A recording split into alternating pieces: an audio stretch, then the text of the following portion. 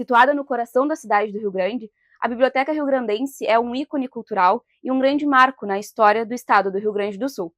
Eu sou Brenda Pacheco e está começando mais um Drops em Pauta.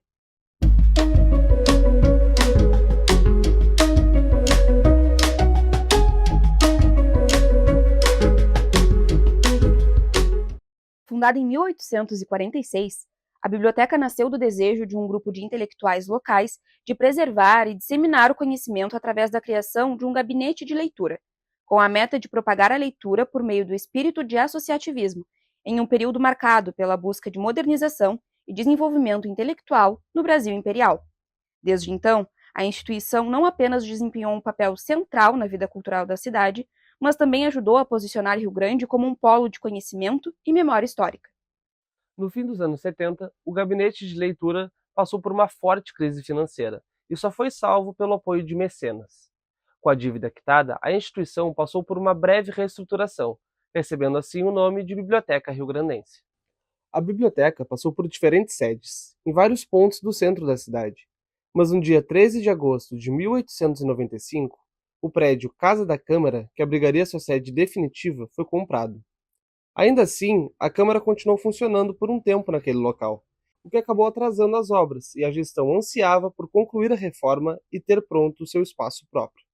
Nos anos 1930, o prédio passou por diversas reformas, resultando em seu aspecto atual. Ao caminhar pela Rua General Osório, onde a biblioteca está localizada, é impossível não se impressionar com a grandiosidade do edifício. É saber que aqui pertinho, atrás dessas portas altas e pesadas, estão guardados anos e mais anos de história, da nossa história. Ao adentrar o espaço, somos tomados por imagens únicas.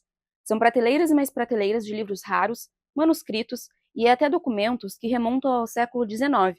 A biblioteca conta ainda com coleções especiais, como a Sala Silva Paz, especializada na formação histórica rio-grandina e sul-rio-grandense, a Sala de Obras Raras, com livros antigos e edições especiais, a Sala Almirante Tamandaré, dedicada à história naval, arte náutica e ações marítimas, a Sala Abelar Barreto, destinada à formação histórica brasileira e rio-grandense do Sul, uma hemeroteca, que é um espaço onde ficam coleções completas de jornais nacionais e internacionais, inclusive com periódicos publicados na cidade do Rio Grande nos séculos XIX e XX. Além disso, conta com uma mapoteca, que abriga um conjunto de mapas e plantas envolvendo o contexto rio-grandino, gaúcho, nacional e internacional, e, por fim, a coleção Montenegro, uma das mais completas sobre a Guerra do Paraguai.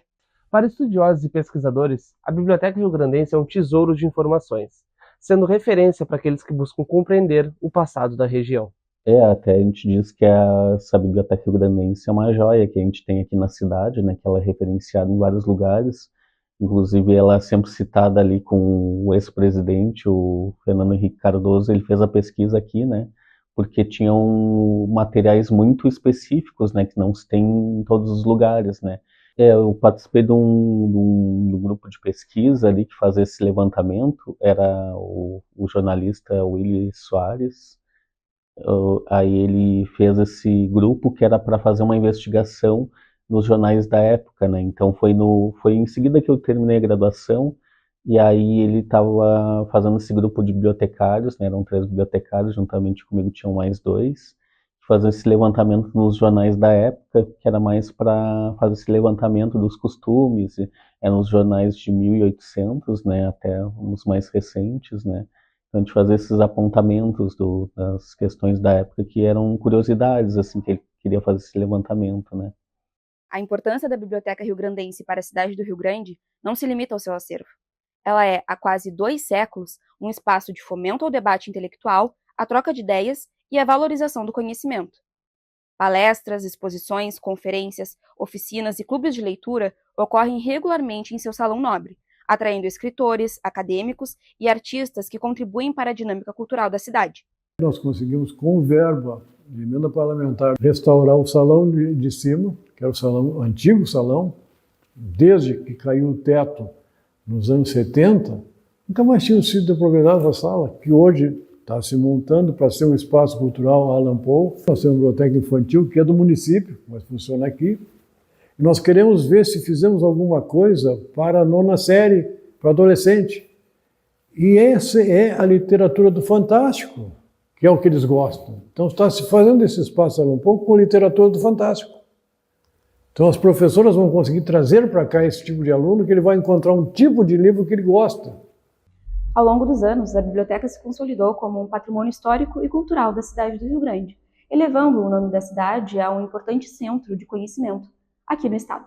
O prédio é tombado como patrimônio histórico e se tornou parada obrigatória para quem visita a cidade, não apenas pela sua beleza arquitetônica, mas também pela história que preserva. A instituição centenária, que já passou por diversas reformas em sua estrutura física, atualmente passa por um importante processo de modernização, com a reestruturação do seu site e a disponibilização de informações e recursos online, adaptando-se às novas demandas tecnológicas de acesso à informação. O site é um sonho antigo. Tá? Era tirar a biblioteca de Rio Grande e jogar no mundo. Porque nós estamos muito pequenos. Eu tenho que dar acesso às pessoas ao que se tem aqui. Tem 2.000 mapas ali que eu quero botar, tem que digitalizar e colocar à disposição no site. Hoje eu já consigo que o site permita que a pessoa acesse ao acervo para saber se tem um livro. Mas o acervo não está completo? Não está completo. Mas nós não podemos, 200.000 que nós já temos, quase 200.000, vamos esperar para chegar aos 400 para botar público? Não, vamos botar os 2.200 a público. A digitalização do acervo, que se encontra disponível na aba Catálogo do site da biblioteca no endereço www.bibliotecarriograndense.com.br, foi um dos maiores avanços recentes. Esse recurso possibilita que as obras disponíveis possam ser consultadas online. Isso amplia o alcance da instituição, permitindo que pessoas de todo o mundo possam consultar o que está disponível em seu acervo. Esse recurso ainda está em processo de implementação, visto que são muitas obras para serem catalogadas, e a equipe que trabalha na biblioteca é reduzida. São aquelas obras que vai se fazendo ao pouco. O site foi, na verdade, aquele salto de modernidade. O que está faltando hoje? Faltando colocar mais material no site, que eu ainda não tenho gente para fazer. Mas tem, material tem. Até mesmo nessas bibliotecas mais históricas, né, trazendo essa questão mais das tecnologias de informação, de comunicação, facilita ali o processo. Sei que lá também tem profissionais que acabam fazendo esse processo de catalogação, indexação. É importante também ter esse processo, né, porque nada adianta ter um acervo ali mesmo digitalizado se não se consegue acessar a informação, né. Então é importante esse processo ter bibliotecários, ter profissionais que façam a catalogação. E para o pesquisador é importante isso, porque quando a gente vai pesquisar a fonte mais confiável, né, a gente consegue fazer a busca ali, encontrar o material, e consultando esse catálogo digital acaba trazendo uma agilidade no processo, né, que a gente pode selecionar os materiais ali, ou identificar que aqueles materiais têm disponibilidade, a gente pode, a partir disso, depois consultar no local ali. Apesar de ser popularmente conhecida como pública, a Biblioteca Riograndense é uma instituição de natureza privada, sobrevivendo através da venda de livros, recursos de editais e da mensalidade dos associados, assim como contribuições da população local. A biblioteca é privada, né? Ela tem que arrecadar então são sócios a R$20. Mais contribuição disso, contribuição daquilo, órgão de contribuição, é isso, nós não temos orçamento. Nós não trabalhamos mais no vermelho. Mas precisamos de tudo, precisamos de ajuda em tudo. Ao inaugurar aquela sala de baixo, que é uma obra toda feita por recursos da biblioteca, a secretária da Cultura e elogiou e disse: olha, secretária, o que nós estamos fazendo aqui é mantendo a casa em pé. Porque não adianta esperar um restauro se tudo estiver caindo. Quem vem aqui na biblioteca vai ver esse contraste. Uma sala bonita ao lado de uma sala extremamente ruim, com o parquet ruim, com as paredes cascando. Nós estamos fazendo aos poucos, na medida do possível. A biblioteca tem um papel fundamental na preservação da história e também da literatura local. A Biblioteca Riograndense é um espaço muito importante para a história da nossa cidade, tanto com o acervo do passado que ela nos disponibiliza, quanto como esse depósito do que se faz agora para o amanhã, né? Tanto um espaço onde a gente pode encontrar as vozes que nos antecederam, como as irmãs Mello, tão importantes, Revocata Heloísa de Mello e a Julieta Monteiro, importantes para a imprensa e para a literatura, quanto o que a gente deixa para amanhã, né? Como escritora, é uma realização muito grande poder ter os meus livros lá, poder ter os livros das minhas contemporâneas de escrita lá. E como uma aluna de escola pública que eu fui, uma menina que sonhava em ser escritora, Poder hoje ocupar aquele espaço, né, as prateleiras daquele espaço também, é uma realização muito grande. Em maio de 2024, a cidade do Rio Grande foi uma das tantas no Rio Grande do Sul afetadas pela enchente histórica. Localizada bem próxima à Laguna dos Patos, o prédio da biblioteca ficou tomado por água. O acontecimento foi um grande desafio para todo o estado e para o município. E para a biblioteca apresentou o risco de perder parte daquilo que preserva toda uma história. Foi talvez a pior experiência que eu tive, tá? Porque nós entramos em pânico. Aquele período do vai ter enchente, mas não se sabia até onde ia, e vocês viveram isso. Se sabia que toda aquela água de Porto Alegre tinha que descer, mas até que altura iria aqui? O que nós fizemos? Nós retiramos a parte de baixo, porque é terrível, nós retiramos todos os livros e jornais da parte de baixo da biblioteca, tiramos para a sala. E a água cercou a biblioteca até o último degrau. Ela não entrou água. No acervo, infelizmente, tem um elevador. Então, pelo fosso do elevador, a água brotou. E nós tivemos 1 palmo de água. Fomos salvos pela instalação de duas bombas, uma elétrica e uma gasolina, por causa da falta de luz, se tivéssemos, né? Que jogaram a água para a rua. Então, não entrou no resto do prédio, chegou no último degrau. Mas aqui no acervo, a água florou. Nós não perdemos nenhum exemplar. Nada molhou. Mas vocês conseguiram ver todas as paredes com um nível de umidade como eu nunca tinha visto.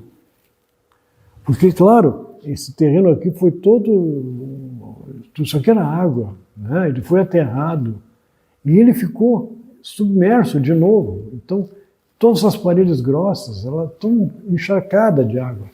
Nós temos um processo de umidade, tem desumidificador em todas as peças, lá embaixo, mas as paredes, infelizmente, verte água, tu está vendo isso.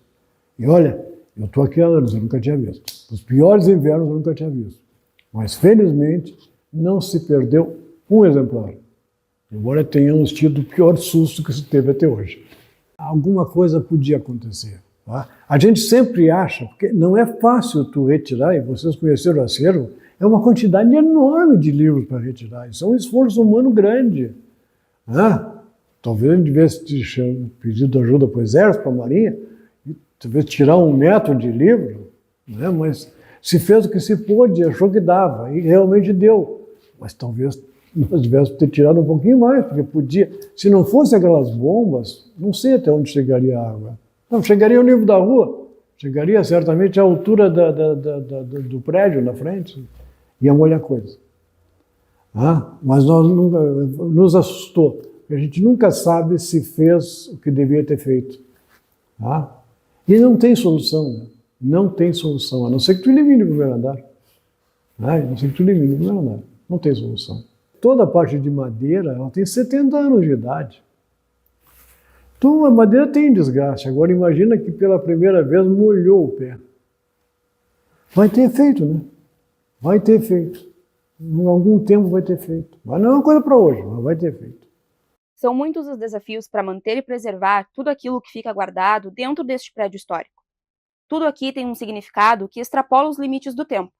Esse tempo que corre tão rápido que às vezes nos faz esquecer da importância da memória e da história que é construída a cada dia. Então a gente consegue nessa biblioteca ter materiais que são muito específicos, livros históricos, livros raros, tem esse acervo de jornais também que é muito específico dessa época, né? E aí como o jornal retrata muito como era essa época, né? Muitos historiadores também utilizam, arquivistas, então vários profissionais acabam fazendo essa pesquisa, então ali acaba tendo uma fonte de informação mais fidedigna da época, né? Porque como eram registrados esses materiais. A biblioteca e as pessoas da minha idade têm uma coisa em comum. Na época se estudava na base da enciclopédia. Tá? E enciclopédia não era todo mundo que tinha, e a biblioteca tinha. Então era obrigatório vir à biblioteca, todos nós vínhamos à biblioteca por causa das famosas enciclopédias para entender isso ou aquilo. Aquela sala, que hoje é a sala de leitura lá embaixo, aquilo era lotado de estudante.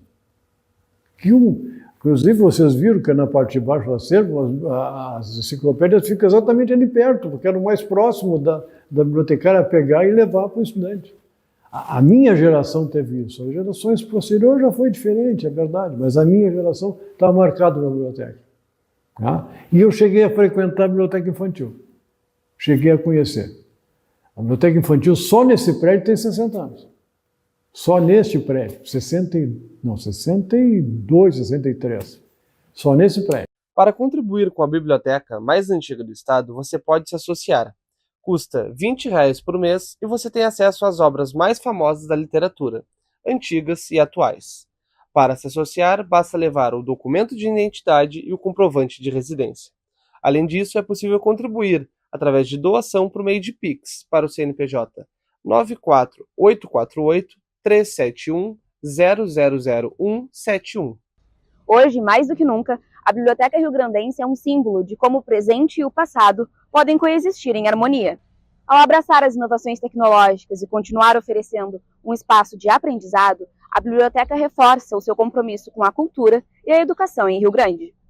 E assim, esse espaço segue sendo motivo de orgulho para os riograndinos, preservando a história e iluminando o caminho para as futuras gerações. Nós estamos fazendo todo um trabalho junto aos professores do município, e eles têm colaborado em trazer essa criançada aqui. E olha, eu vou te dizer, o olhar dessas crianças quando entram no acervo e vem a quantidade de livros que eles não imaginam que possa existir, e é uma imagem muito bonita, realmente. E a mim me guarda um menino que me disse um dia: tio, aqui estão todos os livros do mundo. E era lógico, ele tinha toda a lógica, parece que tem todos os livros do mundo. Eu me lembro que eu disse para ele: querido, essa biblioteca é grande, mas tu sabe que a biblioteca do Congresso americano é 7 vezes maior que esta? Ele ficou pensando, eu vi que ele não conseguiu pensar, ele não teve a dimensão. Então, quantas crianças, além de serem grandes leitores, que vão se tornar e ter acesso à literatura valiosa ali, quantos futuros escritores e escritoras também vão poder ali encontrar esse seu lugar de sonho. Né? Como um dia eu encontrei o meu, e agora poder estar ocupando também de alguma forma é muito significativo. Nós temos que trazer as crianças para cá, nós temos que mostrar para Rio Grande que isso aqui é nosso, está aqui. Que nós temos aqui a mais antiga e talvez a maior biblioteca do Rio Grande do Sul.